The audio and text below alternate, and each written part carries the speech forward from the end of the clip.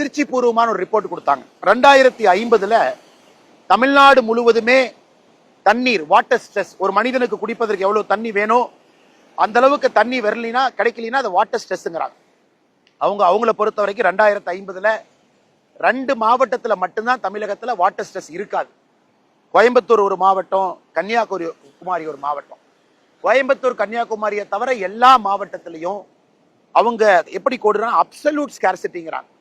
குடிப்பதற்கும் பயன்படுத்துவதற்கும் தண்ணி தமிழ்நாட்டில் இந்த 2 மாவட்டத்தை தவிர 2050 எல்லா மாவட்டத்திலும் கூட தண்ணீர் பிரச்சனை வரும் என்பது நித்தி ஆயோக்.